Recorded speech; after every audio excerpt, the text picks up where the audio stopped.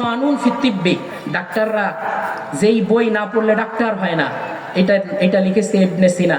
কিন্তু ওরা আমাদের ইবনে সিনার নামকে বিকৃত করে নাম দিয়েছে অ্যাভেসিনা।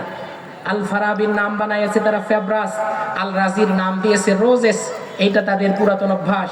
ইব্রাহিম আলাইহিস সালামের নাম দিয়েছে আব্রাহাম, দাউদ আলাইহিস সালামের নাম দিয়েছে ডেভিড, আদমের নাম দিয়েছে অ্যাডাম, হাওয়ার নাম দিয়েছে ইভ, মুসা আলাইহিস সালামকে বলে মোজেস, ঈসা আলাইহিস সালামকে বলে জেসাস। এইভাবে করে মুসলমানদের বই মুসলমানের বাচ্চারা পড়ে, কিন্তু জানেই না এগুলো মুসলমানরা আবিষ্কার করেছে।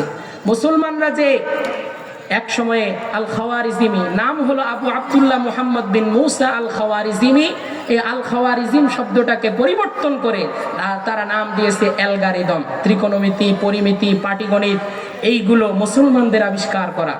কে আবিষ্কার করেছে? সবাই বলে না, কে আবিষ্কার করেছে? মুসলমানরা। আল খাওয়ারিজিমিকে তারা বানাইছে অ্যালগারিদম। জাবালু তারেক, ওইটার নাম দিয়েছে জিব্রাল্টার প্রণালী।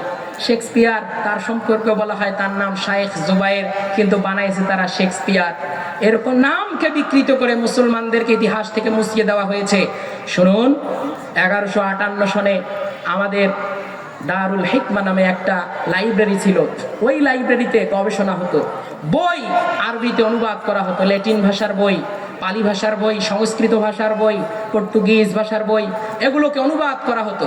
সেই অনুবাদকৃত ইন্তিকালুত তামাদ্দুন ইলা তামাদ্দুন, ইন্তিকালুত তাহজিব ইলা তাহজিব, সংস্কৃতির সাথে সংস্কৃতির আদান প্রদান, এইটা তাদের মধ্যে হতো।